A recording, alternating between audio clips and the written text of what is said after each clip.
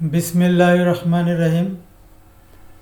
সুপ্রিয় বিদ্যার্থী বন্ধুরা, আসসালামু আলাইকুম। আশা করি বৈশ্বিক দুর্যোগ মুহূর্তে কোভিড-19 করোনা ভাইরাসকে মোকাবেলা করে যথাযথভাবে স্বাস্থ্যবিধি অনুসরণ করে সেই সঙ্গে সব দিক দিয়ে সতর্ক থেকে বাড়িতে অবস্থান করে ভালো আছো ইনশাআল্লাহ। তোমাদের দোয়ায় আল্লাহর রহমতে আমরাও এখনও ভালো আছি আলহামদুলিল্লাহ। তবে গোটা বিশ্ববাসীর নাই কেউ আমরা স্বাভাবিক জীবন অতিবাহিত করতে পারছি না, কারণ কোভিড-19 করোনা ভাইরাস আমাদের জীবনকে বাধাগ্রস্ত করছে, স্বাভাবিক জীবন অতিবাহিত করতে চরমভাবে বিঘ্ন ঘটাচ্ছে। তবে আশা করি আল্লাহর রহমতে আমরা দ্রুত এর সবল থেকে গোটা বিশ্ববাসী সহ মুক্তি পাব। তোমরা জানো যে গত 17 মার্চ 2020 তারিখ থেকে তোমাদের ক্লাসে নিয়মিত পাঠদান সম্পূর্ণরূপে বন্ধ রয়েছে। তবে আশা ও দোয়া করছি তোমরা সবাই খুব ভালো এবং সুস্থ আছো। যদিও তোমরা শ্রেণীকক্ষে বা তোমাদের স্বনামধন্য শিক্ষা প্রতিষ্ঠানে আসতে পারছো না, তোমরা শ্রেণীকক্ষে না আসতে পারলেও বাসায় নিজ নিজ অবস্থান থেকে তোমাদের পাঠ্যক্রম অনুযায়ী পড়ালেখা চালিয়ে যাও, কারণ তোমাদের লেখাপড়ার বাইরে কোনো বিকল্প নাই। আর তোমাদের কথা চিন্তা করেই সরকার প্রধান শিক্ষা মন্ত্রণালয়ের মাধ্যমে এই ডিজিটাল অনলাইন ক্লাসের ব্যবস্থা করেছেন, যেন তোমাদের এই পড়ালেখার ক্ষতিটা কিছুটা হলেও পুষিয়ে নেওয়া যায়। এবং সেই নির্দেশনা মোতাবেক আমাদের এই কলেজ প্রশাসন এই ডিজিটাল অনলাইন ক্লাসের ব্যবস্থা করেছেন এবং সেটা অব্যাহত রয়েছে। এই জন্যে আমরা সরকারকে আন্তরিকভাবে ধন্যবাদ জানাই, কলেজ প্রশাসনকে মোবারকবাদ জানাই, কারণ তিনি সরকারের নির্দেশনা মোতাবেক কলেজের সকল বিভাগে এই অনলাইন ক্লাস চালু অব্যাহত রেখেছেন এবং নিয়মিত মনিটরিং করছেন।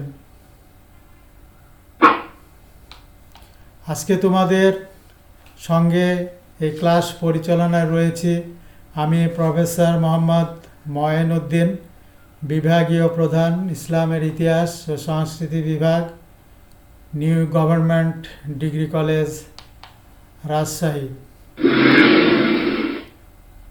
আজকে আমাদের পাঠ পরিচিতি বিষয়ের নাম ইসলামের ইতিহাস ও সংস্কৃতি।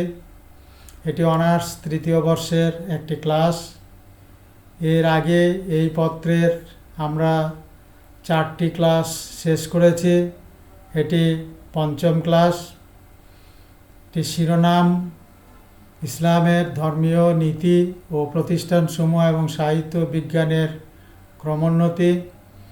ইংরেজি paper title development of religious principles, institutions, literature and science in ইসলাম।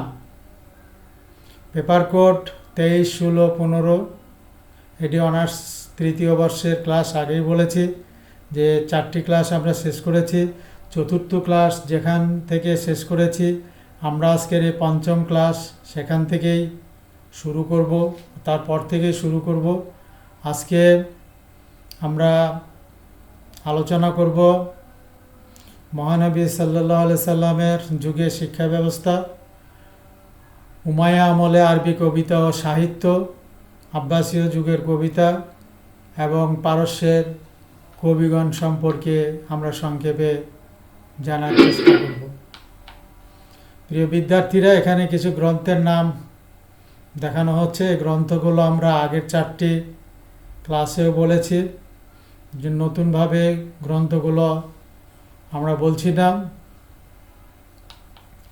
এই গ্রন্থগুলি অবশ্যই তোমরা সংগ্রহ করবা এবং লেখাপড়া এই গ্রন্থ অনুযায়ী করবা। এছাড়া বাংলা মিডিয়ামে বাজারে অনেক বই রয়েছে, সেগুলো সংগ্রহ করেও পড়তে পারো। গাইড পড়বা না। অনলাইন বা গুগলেও অনেক তথ্য রয়েছে, সেখান থেকেও সহযোগিতা নিতে পারো। প্রিয় বিদ্যার্থীরা, আজকে প্রথমে আমরা আলোচনা করব মহানবী সাল্লাল্লাহু আলাইহি সাল্লামের যুগে শিক্ষা ব্যবস্থা সম্পর্কে। জ্ঞানী মহানবী সাল্লাল্লাহু আলাইহি সাল্লাম প্রাতিষ্ঠানিকভাবে নিরক্ষর ছিলেন, তার কোনো অক্ষর জ্ঞান ছিল না। এর বড় কারণ হচ্ছে আল্লাহ চান নাই হযরত মুহাম্মদ সাল্লাল্লাহু আলাইহি সাল্লাম কারো কাছে গিয়ে কারো শিষ্যত্ব গ্রহণ করুক এবং তিনি সেখান থেকে অক্ষর জ্ঞান অর্জন করুন। এই জন্যে তিনি আল্লাহ এটা চান নাই। তবে তিনি জীবনে একবার যেটা শুনতেন সেটা জীবনে আর কোনো দিন ভুলতেন না। এই জন্যে তার অক্ষর জ্ঞানের কোনো প্রয়োজন ছিল না। তবে তার উপর প্রথম নাজিলকৃত ওহীতে বলা হয়, পাঠ করো তোমার প্রতিপালকের নামে। পাঠ করো তোমার প্রতিপালকের নামে। 36 নম্বর সূরার প্রথম আয়াত। সুদীর্ঘ 23 বছর ধরে পবিত্র কোরআন নাজিল হয়েছে। এর বিভিন্ন আয়াতের অন্তর্নিহিত শিক্ষার মাহাত্ম্য তাৎপর্যের উপর বিশেষ গুরুত্ব আরোপ করা হয়েছে। কোরআনের 20 নম্বর সূরায় 114 নম্বর আয়াতে বলা হয়েছে, বিসমিল্লাহির রহমানির রহিম, হে আমার প্রতিপালক, আমার জ্ঞান বৃদ্ধি করে দাও। এছাড়া শিক্ষার প্রতি গুরুত্ব আরোপ করে অনেক হাদিস রয়েছে, যেমন জন্ম থেকে কবর পর্যন্ত জ্ঞান অন্বেষণ করো। অতিরিক্ত জ্ঞান অর্জন অতিরিক্ত প্রার্থনার চেয়ে উত্তম। রাত্রিতে 1 ঘন্টা জ্ঞান শিক্ষা দেওয়া সমস্ত রাত্রির ইবাদতের চেয়েও উত্তম। এসব হাদিস থেকে বা কোরআনের আয়াত থেকে আমরা বুঝতে পারি যে শিক্ষার কি মহত্ব। মোট কথা, লেখাপড়ার গুরুত্ব সম্পর্কে মহানবী সাল্লাল্লাহু আলাইহি সাল্লাম বিশেষভাবে অত্যন্ত সজাগ ছিলেন। মহানবী সাল্লাল্লাহু আলাইহি সাল্লাম বদরের যুদ্ধে পরাজিত শিক্ষিত বন্দীদেরকে মুক্তিপ্রাপ্তির শর্ত দিয়েছিলেন যে তারা প্রত্যেক ব্যক্তি 10 জন করে মদিনার মুসলমানদেরকে লিখতে ও পড়াতে সাহায্য করবে। শিক্ষা প্রসারের ক্ষেত্রে এটি একটি অবিস্মরণীয় ঘটনা এবং এই 10 জন ব্যক্তিকে লেখাপড়া শিখাইলেই বন্দীকে মুক্তি দেওয়া হবে। খোলাফে রাশেদিনের যুগে শিক্ষা ব্যবস্থা সম্পর্কে বলা যায়, খোলাফে রাশেদিন যুগে মহানবী সাল্লাল্লাহু আলাইহি সাল্লামের শিক্ষা পদ্ধতি আরও ব্যাপক ও বিস্তৃত আকারে পরিচালিত হয়। ইসলামের প্রাথমিক যুগে মসজিদ ও ব্যক্তিগত গৃহে শিক্ষাদানের ব্যবস্থা করা হতো। শিক্ষা বিস্তারে ধর্মপ্রাণ খলিফাগণ বিশেষ গুরুত্ব আরোপ করেন। হযরত আলী রাদিয়াল্লাহু তাআলা আনহু কুফা ও বসরাকে 2টো প্রধান শিক্ষা কেন্দ্রে পরিণত করেন। মহানবী সাল্লাল্লাহু আলাইহি সাল্লামের অনেক সাহাবী বিদ্বান এবং পণ্ডিত ছিলেন। প্রিয় শিক্ষার্থীরা, শিক্ষার জন্য পবিত্র কোরআন এবং হাদিসে বলা হয়েছে, এজন্য আমরা স্লাইডে একটি পবিত্র কোরআন এবং বুখারী শরীফের একটি হাদিসের চিত্র দেখানোর চেষ্টা করছি।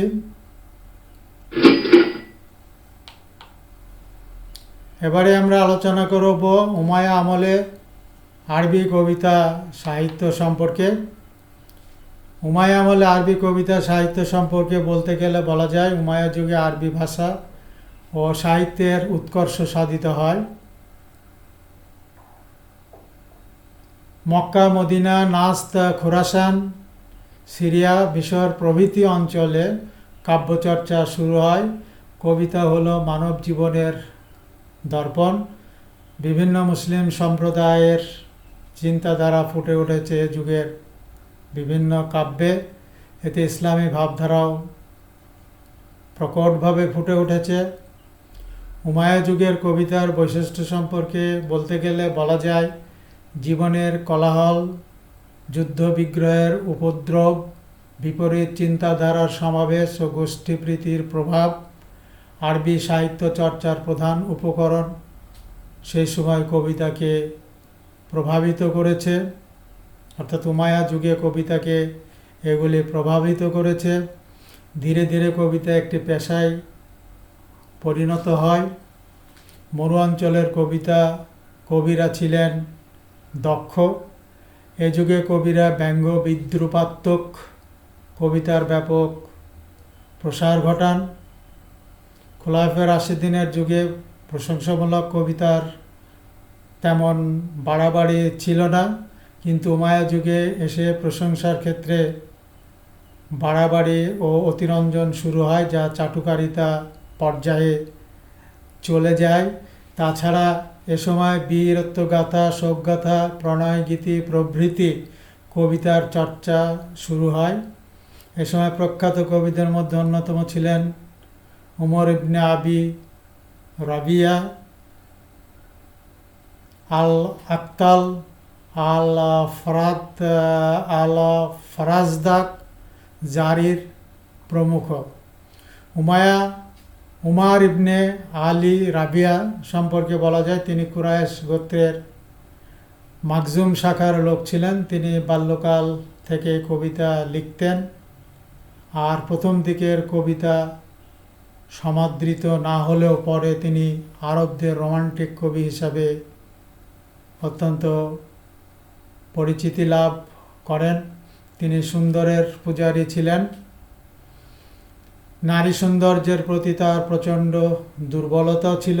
তার কবিতা এত বেশি যৌন উদ্দীপক ছিল যে ধর্মপ্রাণ মুসলমানগণ এসব কবিতাকে আল্লাহর বিরুদ্ধে কৃত সবচেয়ে জঘন্য অপরাধ বলে মনে করতেন। তিনি ছিলেন একজন শহরবাসী কবি। তার কবিতার ভাষা সহজ, শব্দ সুন্দর, বর্ণনা চমৎকার, বাচনভঙ্গি পরিপক্ক এবং বিষয়বস্তু সহজবোধ্য। আল আক্তাল সম্পর্কে বলা যায়, আল আক্তাল অর্থ বাক্য বিশারদ। আরব কবি গিয়াস ইবনে গাউসের উপনাম। তিনি উত্তর সিরিয়ার তাগলিব গোত্রের একজন লোক ছিলেন। তিনি ছিলেন খ্রিস্টান, কিন্তু তিনি আজীবন উমাইয়া রাজপরিবারের সাথে ভাগ্যকে জড়িয়ে রেখেছিলেন। উমাইয়াদের রাজনৈতিক কর্মকাণ্ডের অনেক কিছু প্রতিফলিত হয়েছে তার সকল কবিতায়। তিনি ছিলেন উমাইয়াদের অত্যন্ত প্রিয়ভাজন কবি। তিনি উমাইয়াদের গুণকীর্তন করে কবিতা রচনা করতেন এবং প্রতিপক্ষকে কবিতার মাধ্যমে ঘায়েল করতেন। আব্দুল মালিক তাকে আরবদের সেরা কবি উপাধিতে ভূষিত করেন। তিনি ব্যঙ্গ নিন্দামূলক কবিতা রচনায় অত্যন্ত সিদ্ধহস্ত ছিলেন। সমকালীন রাজনৈতিক বিবাদ, জাতিগত বৈষম্যের চিত্র, তদানীন্তন নৈমিত্তিক ঘটনাবলীর তার কবিতার উৎস ছিল। আল ফারাজদাক সম্পর্কে বলা যায়, তার প্রকৃত নাম ছিল হামাম ইবনে গালিব। তিনি ছিলেন তামিম গোত্রের লোক। তার জন্ম বসরা নগরীতে।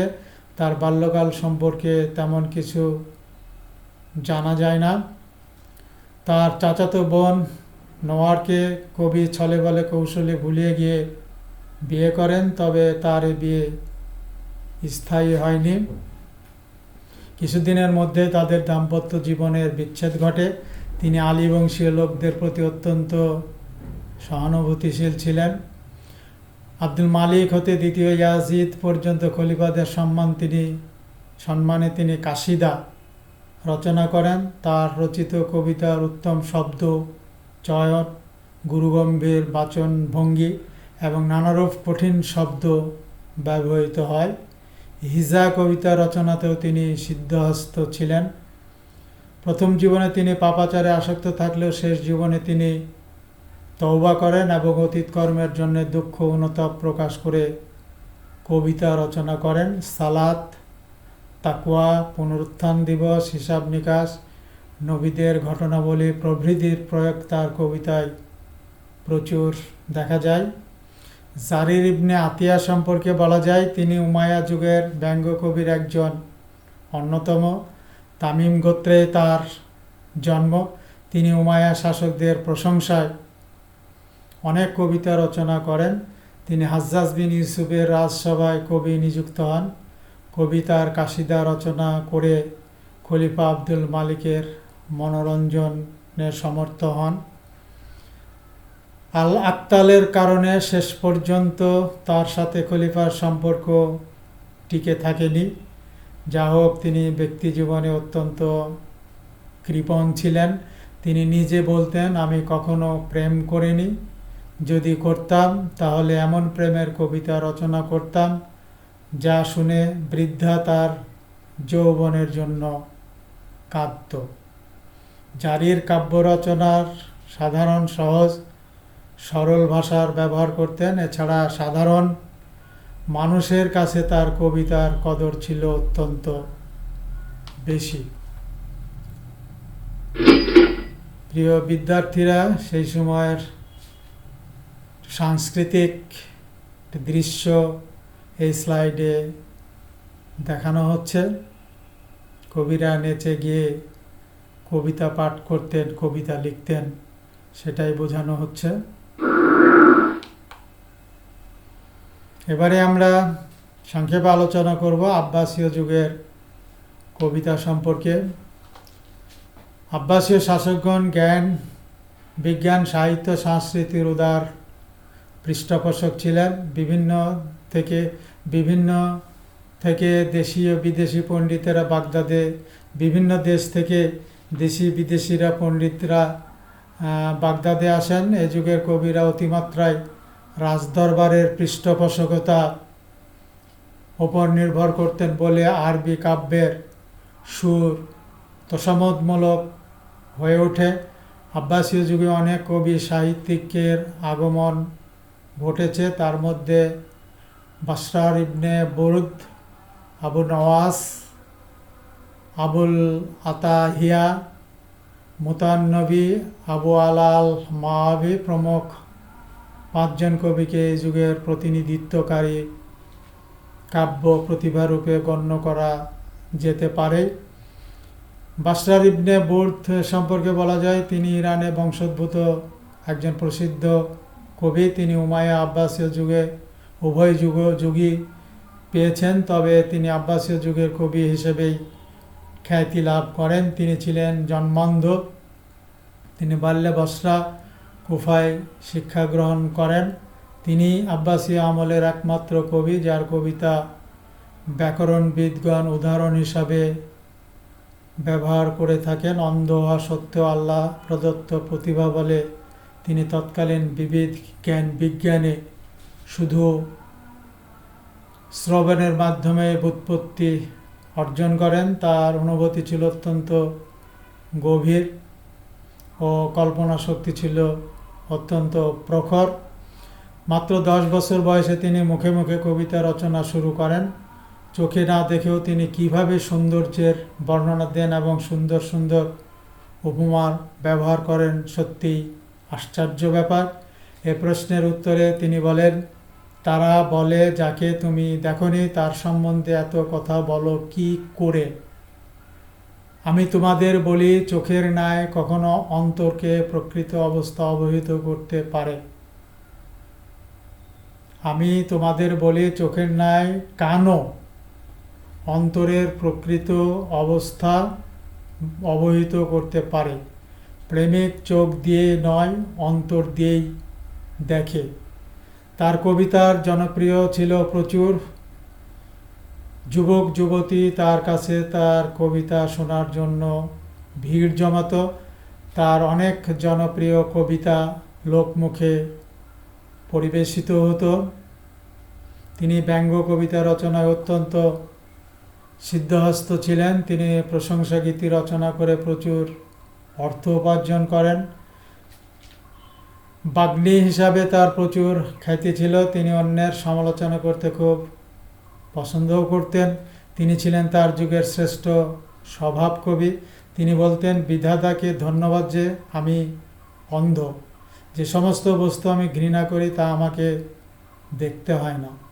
যা হোক, তিনি অন্ধ ছিলেন বলে তার পক্ষে তার কবিতাসমূহ সংক্ষেপে করা সম্ভব ছিল না। এই জন্যে তার কয়েকজন রাবি ছিল। তার কবিতার একটি সংকলন কায়রো থেকে প্রকাশিত হয়েছে। আবু নওয়াস সম্পর্কে বলা যায়, আল হাসান ইবনে হানি আল হাকামি আব্বাসী যুগের খ্যাতনামা আরব কবি। তার কাঁধের ওপর ঝুলন্ত দুগছা কেশরাশির জন্য তিনি আবু নওয়াস অর্থাৎ ঝুলন্ত কেশরাজির জনকের জনপ্রিয় উপাধিটি লাভ করেন। আব্বাসী যুগের খ্যাতনামা আরব কবি, তার কাঁধে খ্যাতনামা কবি। যা হোক, তিনি বসরা শহরে শিক্ষা লাভ করেন। তার স্মরণশক্তি ছিল অসাধারণ। গৃহে বই পুস্তক সবই তার মুখস্থ ছিল। তার চরম লাম্পট্য, মদে আসক্তি, অসদাচরণ খলিফা আল আমিনকে এতই ক্রুদ্ধ করে তুলত যে খলিফা প্রায় তাকে মৃত্যুদণ্ড দেওয়ার ভয় দেখাইতেন এবং বহুবার তাকে কারাগারে পর্যন্ত পাঠিয়েছিলেন। কারাগারে একসময় তার মৃত্যু হয়। তিনি বিশ্বাস করতেন সারা জীবনে মানুষ যা পাপ করতে পারে, আল্লাহর ক্ষমা করবার ক্ষমতা তার থেকে অনেক অনেক গুণ বেশি। যা হোক, তিনি অনেক ধরনের কবিতা রচনা করেছেন। তার কিছু বিশেষ কবিতায় ফার্সি শব্দ পরিলক্ষিত হয়। তিনি নিজে তার কবিতার কোনো সংকলন প্রস্তুত করেননি, ফলে তার অনেক কবিতায় কালের গর্ভে হারিয়ে গেছে। আবুল আতাহিয়া সম্পর্কে বলা যায়, প্রথম জীবনে তিনি পূর্বপুরুষদের ন্যায় পথে পথে মৃৎপাত্র বিক্রয় করেছেন। তবে জন্মগতভাবেই তিনি স্বাভাবিক কাব্য প্রতিভার অধিকারী ছিলেন। ধর্মনিষ্ঠা, প্রার্থিত জীবনের অসারতা, পরকালের জন্য পুণ্য সঞ্চয় ইত্যাদি সম্পর্কে তার কাব্য এত অধিক জনপ্রিয়তা লাভ করে যে তিনি একাগ্রচিত্রে এই প্রকার কবিতা রচনা করেই সুখ্যাতি অর্জন করেন। তিনি সর্বদাই মানুষকে স্মরণ করিয়ে দেন যে এই নশ্বর সংসার চিরন্তন নয়। এটি শুধু দুর্দিনের পান্থশালা। এক অনন্ত জীবন আমাদের সামনে রয়েছে। সেই জীবনে শুধু ধর্মনিষ্ঠা, সৎকর্মই কাজে লাগবে, অন্য কিছুই কাজে আসবে না। সুতরাং সেজন্য আমাদের প্রস্তুত হওয়া উচিত। তিনি বলেন, প্রবৃত্তির বিরুদ্ধে সংগ্রামী কঠিনতম জিহাদ এবং সাধুতাই মানবকে সম্মানিত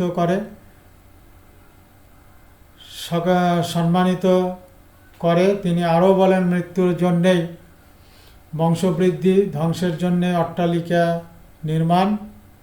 মৃত্যুর জন্যে বংশবৃদ্ধি, ধ্বংসের জন্যে অট্টালিকা নির্মাণ। সকলকে বিনাশের পথে যেতে হবে।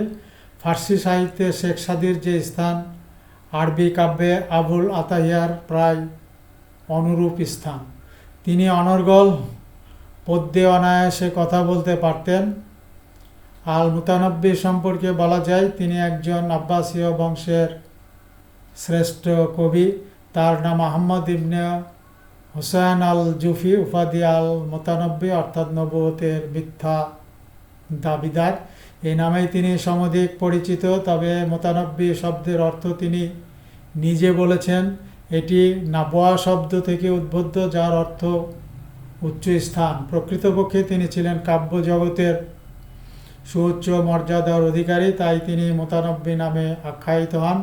তিনি কুফাতে প্রাথমিক শিক্ষা লাভ করেন। 17 বছর বয়সে তিনি সিরিয়ায় চলে যান। শৈশবেই তার কবিতা রচনার প্রতি আগ্রহ দেখা যায়। তিনি অসাধারণ প্রতিভাবান ব্যক্তি ছিলেন এবং অতি প্রখর স্মৃতিশক্তিরও অধিকারী ছিলেন। তিনি একবার যা পড়তেন বা তার কোনো সময় ভুলতেন না, তাই কোনো বই কিনতেন না এবং সঙ্গে কোনো বই রাখার প্রয়োজনও তিনি মনে করতেন না। তবে তিনি ছিলেন অহংকারী, আত্মম্ভরী, উচ্চাভিলাষী, স্বাধীনচেতা, দুঃসাহসী চরিত্রের অধিকারী। তার আচরণে, কবিতায় তার এ স্বভাব প্রকাশ পেয়েছে। তিনি অনেক সুন্দর কবিতা রচনা করেন। উচ্চ পারিতোষিক লাভের আশায় তিনি তার কবিতায় ধনশালী শাসক গোষ্ঠীদের প্রশংসা করেছেন। 965 সালে তিনি ব্যাবিলনিয়ার মধ্য দিয়ে গমনকালে দস্যুদের হাতে নির্মমভাবে নিহত হন। বাশশারের হাতে যে আধুনিক আরবি কাব্যের উৎপত্তি হয় এবং আবু নওয়াসের হাতে যার বিকাশ মুতানব্বী তা পরিণত দান করেন, তিনি আরবি সাহিত্যে এমন নতুনত্ব দান করেন যাকে অতিক্রম করা পরবর্তী সময়ে কারো পক্ষে সম্ভব হয়ে ওঠেনি। তিনি ছিলেন একজন স্বভাব কবি। এ কবিকে কেউ কেউ কবি সম্রাট ইমরুল কায়েসের উপরে স্থান দিয়েছেন। অনেকের মতে তিনি চূড়ান্তভাবে সাহিত্যের প্রথম স্থান অধিকারী। প্রচলিত প্রেমের কবিতায় তিনি বিশেষত বেদুইন মহিলাদের সম্পর্কে অসাধারণ বর্ণনা প্রদর্শন করেছেন। তার কবিতায় তিনি যা সবার দৃষ্টি আকর্ষণ করেছে, তার রচনাশৈলী ছিল অতুলনীয় সৌন্দর্য। তিনি সচ্চরিত্রের অধিকারী ছিলেন। তিনি মিথ্যা বলতেন না, সাধ্যানুযায়ী ওয়াদা পূর্ণ করতেন। তিনি কখনো মদ্যপান করতেন না। মাকামা সাহিত্য সম্পর্কে বলা যায়, মাকামাত আরবি সাহিত্যের একটি শাখা বা আরবির একটি সাহিত্যিক ধরন। এটি শাব্দিক অর্থে বাসস্থান, অবস্থা, মর্যাদা, শ্রেণী ইত্যাদি বোঝায়। পবিত্র কোরআনে 14 বার শব্দটি ব্যবহৃত হয়েছে আবাস অথবা স্থান অর্থে। আবাস অথবা স্থান অর্থে। ইসলাম পূর্ব যুগের কবি জুহাইর ইবনে আবি সুলমা মজলিস বা সমাবেশ অর্থে মাকামাত ব্যবহার করেছেন। উমায়া কবি জারির তার এক কবিতায় মাকামা যুদ্ধ অর্থে ব্যবহার করেছেন বলে ধারণা করা হয়। অন্য কথায় মাকামা এক ধরনের ছোট গল্প। এক ভবঘুরে ব্যক্তি অতি চমৎকার ভাষায় তার ও তার পরিবারের দুঃখদৈন্যের কথা কিছুটা অভিনয় সহকারে লোক সমক্ষে প্রকাশ করে থাকে। ফলে শ্রোতাগণ তার প্রতি আকৃষ্ট হয়, তাকে মুক্ত হস্তে অনেক অর্থ দান করে। যখন সে লোকদের দেয়া অর্থ পকেটে বা থলেতে পুড়ে সেখান হতে প্রস্থান করতে উদ্যত হয় অথবা তার আস্তানার দিকে যেতে থাকে, তার এক পূর্ব পরিচিত ব্যক্তি তাকে চিনে ফেলে। প্রতিটি মাকামাতে প্রায় এই ধরনের ঘটনায় নানাভাবে নানা ভঙ্গিতে বিবৃত হয়েছে। আবার মাকামায় তৎকালীন সমাজের চিত্র অনেক ক্ষেত্রে ফুটে উঠেছে। মাকামাতে মাঝে মধ্যে খণ্ড কবিতাও সংযোজিত হয়েছে। অনেকের মতে আল হামদানি মাকামা সাহিত্যের প্রথম রচয়িতা।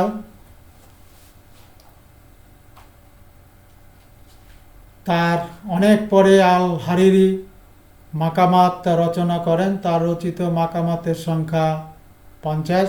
তার হাতেই এই সাহিত্যের চরম উন্নতি লাভ করে। পরবর্তীতে বেশ কিছু সাহিত্যিক মাকামা রচনা করতে প্রয়াস পান, যেমন আল খাওয়ারিজমি, ইবনে নুবাতা প্রমুখ। যা হোক, মাকামা ছন্দ রচনাবলীর দিক দিয়ে অতি চমৎকার এবং অতুলনীয়, এতে কোনো সন্দেহ নাই। ভাষার সাবলীলতা, মাধুর্য, বিপুল শব্দ সংখ্যা একে এক উৎকৃষ্ট উন্নত মানের সাহিত্যে রূপান্তরিত করেছে। এতে একই শব্দ ভিন্নভাবে ব্যবহৃত হয় এবং প্রতিটি ক্ষেত্রে নিত্য নতুন অর্থের প্রকাশ হয়। প্রিয় বিদ্যার্থীরা, আমরা এখানে একটি আরাবিয়ান স্থাপত্যের নিদর্শন দেখছি, বিশেষ করে মদিনার চিত্র এটি।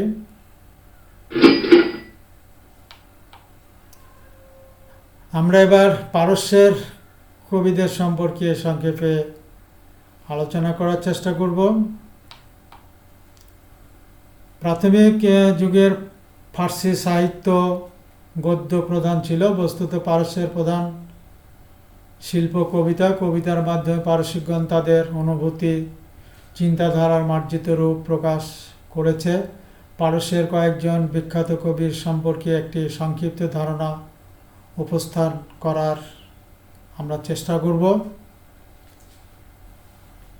বিখ্যাত কবির সম্পর্কে একটি সংক্ষিপ্ত ধারণা উপস্থাপনের চেষ্টা করব। প্রথমে ফেরদৌসি, যার সময়কাল 920 থেকে 1020 খ্রিস্টাব্দ পর্যন্ত। তিনি ইরানের মহাকবি। তিনি মহাকাব্য শাহনামার রচয়িতা। এতে তিনি পারস্যের অতীব গৌরব ইতিহাসকে কবিতা আকারে লিপিবদ্ধ করে জগতের কাছে তুলে ধরেছেন। ফেরদৌসি খোরাসান প্রদেশের তুস নগরের উপকণ্ঠে অবস্থিত সাদাব ইয়ারজান নামক পল্লীতে 922 সনে জন্মগ্রহণ করেন। তার উপনাম আবুল কাসিম এবং পিতার নাম ফখরুদ্দিন আহমদ। সে যুগে পারস্যের সরকারি ভাষা ছিল আরবি। তিনি একটানা 25 বছর অক্লান্ত সাধনা করে তার অমর অবদান শাহনামার প্রথম সংস্করণ শেষ করেন। এই কাব্যগ্রন্থটি ইরানি সুধী সমাজকে উজ্জীবিত করে এবং জনসাধারণেরও দৃষ্টি আকর্ষণ করে এবং তাদের মধ্যে প্রচুর আলোড়ন সৃষ্টি করে। পরবর্তীতে কবি কাব্যগ্রন্থটিতে আরও নতুন নতুন বিষয় সংযোজন করেন, ফলে শাহনামা পূর্ণরূপ লাভ করে। এতে তার 10 বছর সময় লেগে যায়। সুলতান মাহমুদ গজনির সিংহাসনে আরোহণ করে বিশিষ্ট প্রখ্যাত আলেম, কবি, বৈজ্ঞানিক, দার্শনিক প্রভৃতি বিশ্ববিস্তৃত মনীষীবৃন্দকে তার দরবার অলঙ্কৃত করতে আমন্ত্রণ জানান। তাদের মধ্যে কবি আনসারি আল বেরুনির নাম বিশেষভাবে উল্লেখযোগ্য। সুলতান মাহমুদ বিখ্যাত শাহনামার কথা শুনে অত্যন্ত মুগ্ধ, চমৎকৃত হয়েছিলেন। সুলতান উৎফুল্ল হৃদয়ে কবিকে অভিনন্দন জানান। তুষের কবি বিশ্বের দরবারে অতঃপর ফেরদৌসির পরিচয়ে ধন্য হন। কবি অত্যন্ত কৃতজ্ঞ চিত্তে সুলতানকে পারস্যের জাতীয় মহাকাব্য শাহনামার দ্বিতীয় পূর্ণাঙ্গ সংস্করণ উৎসর্গ করেন। কবির বয়স তখন 90-এর কাছাকাছি। কবি ফেরদৌসি সুলতান মাহমুদের অনুগ্রহ ছায় গজনিতে বসবাস শুরু করেন। তার সুনাম চারিদিকে ছড়িয়ে পড়ে। কবির এতদূর খ্যাতি কারো কারো চিত্তে ঈর্ষানল জাগাতে সাহায্য করে। ফলে 90 বছর বয়স্ক ক্ষীণ দেহ অতি বৃদ্ধ কবিকে প্রাণ ভয়ে গজনির দরবার ত্যাগ করে অন্যত্র পলায়ন করে সিরাজ নগরীতে আশ্রয় লাভ করতে হয়। কবি সিরাজ নগরীতে বসে তার পৃষ্ঠপোষকদের সন্তুষ্টির জন্য বিখ্যাত মহাকাব্য ইউসুফ জুলেখা রচনা করেন। অতঃপর কবি সিরাজ ত্যাগ করে জন্মভূমি তুষে গমন করেন এবং সেখানেই জীবনের বাকি দিনগুলো অতিবাহিত করেন। তিনি আসলে ছিলেন একজন স্বভাব কবি। 60,000 শ্লোক নিয়ে তার শাহনামা রচিত এবং ইউসুফ জুলাইখা কাব্যখানি 5,000 শ্লোকে রচিত। তাছাড়া তিনি বহু লিরিক বা গীতি কবিতা, গজল রচনা করেছেন। তার রচিত সোহরাব রুস্তমের চরিত্র বিশ্রুত। শাহনামা মহাকাব্য হলেও এতে ফার্সি সাহিত্যের চিরাচরিত রীতি অনুযায়ী দার্শনিক তত্ত্ব বিদ্যমান।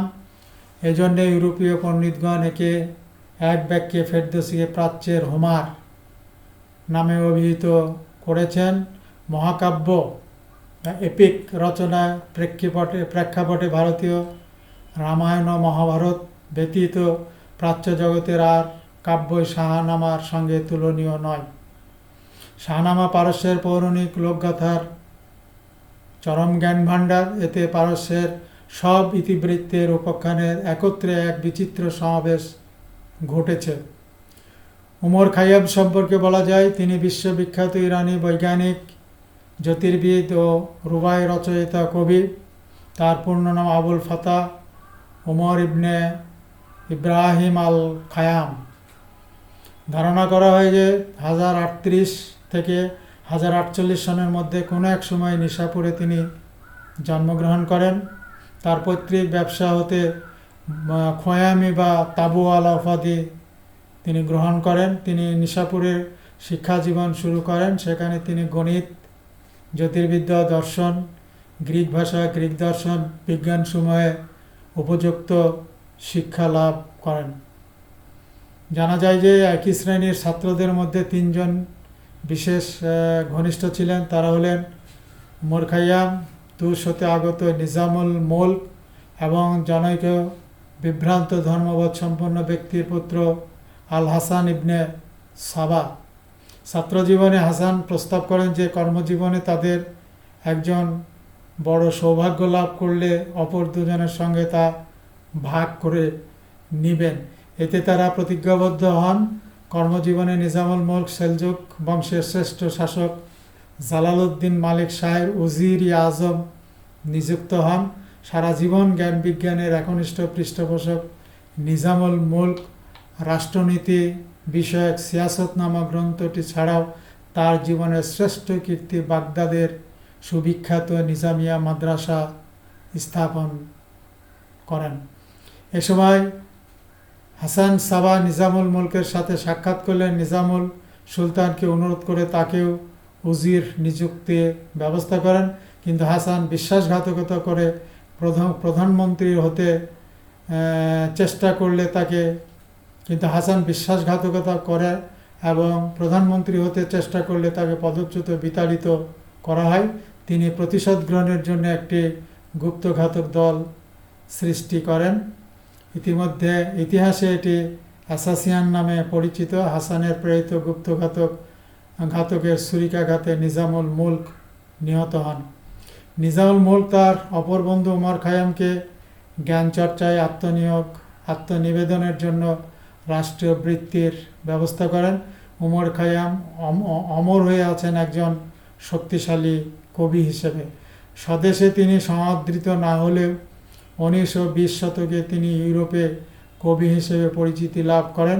তিনি একজন বৈজ্ঞানিক জ্যোতির্বিদ ছিলেন বলে তার কবিতায় নানা বৈজ্ঞানিক শব্দ ও ধারণা উপমা হিসাবে ব্যবহৃত হয়েছে।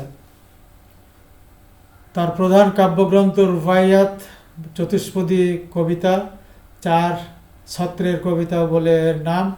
তিনি অন্য কোনো ছন্দে কবিতা রচনা করেননি। সুদূর ইউরোপ, আমেরিকা তার রচনাবলীর প্রতি আগ্রহ বেড়ে গিয়ে উন্মাদনার সৃষ্টি হয়। এরপরে আমরা শেখ সাদি সম্পর্কে সংক্ষেপে জানার চেষ্টা করব। শেখ মুসলিউদ্দিন সাদি, শেখ সাদি নামে পরিচিত। তিনি একজন ফার্সি কবি ও গদ্য লেখক। তিনি ইরানের তৎকালীন রাজধানী সিরাজে জন্মগ্রহণ করেন, সেখানে মৃত্যুবরণ করেন। তিনি এর সঙ্গে উচ্চ শিক্ষা লাভের জন্য নিজামিয়া মাদ্রাসায় ভর্তি হন। বাল্যকাল থেকেই তাফসিরে কোরআন, হাদিস, ফিকহ প্রভৃতি ইসলামী ধর্মতত্ত্বে তার আশ্চর্য ব্যুৎপত্তি ছিল। তিনি বহু ভাষাবিদ ছিলেন, কিন্তু তিনি আধুনিক আরবি ও ফার্সি ভাষাতেই কাব্য রচনা সাহিত্যের সৃষ্টি করেন। তিনি ক্রমাগত 30 বছর বিভিন্ন দেশ সফর করেন। একজন পণ্ডিত ব্যক্তি হিসাবে তার খ্যাতি চারিদিকে ছড়িয়ে পড়ে। তিনি সম্মানসূচক শেখ উপাধিতে সম্মানিত হন। তিনি কিছুকাল জেরুজালেমে নির্জন স্থানে বাস করা অবস্থায় ফ্রান্স বাহিনীর হাতে পতিত হন। তারা তাকে বন্দি করে ত্রিপলিতে প্রেরণ করে এবং একটি দুর্গের পরীক্ষা খনন কাজে সাধারণ শ্রমিকের কাজ করতে বাধ্য করেন। সেখান থেকে মুক্তি পেয়ে উত্তর আফ্রিকা, এশিয়া মাইনরের নানা স্থান ভ্রমণ করে আবার জন্মভূমি সিরাজে তিনি ফিরে আসেন। এ সময় তিনি কাব্যচর্চা, সাহিত্য অনুশীলনে মনোনিবেশ করেন। সাহিত্যে ভুবনে তার শ্রেষ্ঠ অবদান বুস্তান গুলিস্তান রচনা, এক যুগ শ্রেষ্ঠ গ্রন্থ। তিনি 6 খণ্ডে রিসালা গুলিস্তার প্রধান অংশ ও খুশিবাত নামক গ্রন্থের কিয়দাংশ গদ্যে রচনা করেন। তার অবশিষ্ট সব রচনা কবিতার রূপ পেয়েছে। একটি ক্ষুদ্র গল্প, তার একটি করে নীতিমূলক কবিতা নিয়ে সমগ্র গুলিস্তান তিনি রচনা করেছেন। বুস্তান শুধু কবিতা গ্রন্থ বললেই চলে। সাদির রচনা শৈলী চিত্তাকর্ষক, মনোহারী। তার উপমা অহংকারী, হৃদয়কারী বর্ণনা প্রকাশভঙ্গি অনবদ্য। যেমন রয়েছে, ক্ষুদ্রাকৃতির জ্ঞানী লোক বিশাল দেহী মূর্খির চেয়ে ঢের ভালো। ক্ষুদ্রাকৃতির জ্ঞানী লোক বিশাল দেহী মূর্খির চেয়ে ঢের ভালো। ভেড়া ছোট হলেও তার গোস্ত সুস্বাদু, কিন্তু হাতি অখাদ্য। দুনিয়ার সব পর্বত থেকে সিনাই ছোট, কিন্তু আল্লাহর নিকট তার মর্যাদা সবচেয়ে বেশি। খালি পায়ে হাঁটাও ভালো কাঁটাযুক্ত জুতার চেয়ে, আর পথে পথে বেড়ানো ভালো ঘরে স্ত্রীর গঞ্জনার চেয়ে, ইত্যাদি ইত্যাদি তার অমর বাক্য। সাদির সব রচনায় অতি সরল প্রাঞ্জল। তার রচনা প্রবাহ ধীর, প্রশস্ত, উদার। এরপরে ইরানের কবি হাফিজ সম্পর্কে আমরা সংক্ষেপে জানার চেষ্টা করব। হাফিজ ইরানি কবি শামসুদ্দিন মোহাম্মদ এর নাম। হাফিজ তিনি বিখ্যাত ফার্সি গজল কবিতা রচয়িতা। তিনি ইরানের সিরাজ নগরে জন্মগ্রহণ করেন। তিনি প্রশংসামূলক কাসিদা রচনা করে কৃতিত্ব অর্জন করেন। কবি হাফিজ সিরাজ নগরীর একটি মাদ্রাসায় পবিত্র কোরআনের তাফসির পড়াতেন। তিনি শেষ জীবনে তার রচিত গজল কবিতাগুলোকে একটি দেওয়ানের আকারে সংকলিত করেন। প্রেমের বিভিন্ন রূপ অবস্থার বর্ণনায় তিনি অত্যন্ত সংযুক্ত ভাষা ব্যবহার করেছেন। কবি গেটেসহ একাধিক জার্মান কবি হাফিজের কাব্য প্রতিভার ভূয়সী প্রশংসা করেছেন। হাফিজ রচিত অনেক কবিতাই বিনষ্ট হয়ে গেছে। তার ইন্তেকালের পর তার জনৈক ভক্ত তার ছড়ানো ছিটানো কবিতাগুলোকে একত্র করে প্রথমবারের মতো দেওয়ান রূপে সংকলিত করেন এবং এর ভূমিকা লেখেন। দেওয়ানি হাফিজ কাব্যের 3টি পূর্ণ অনুবাদ বর্তমান রয়েছে।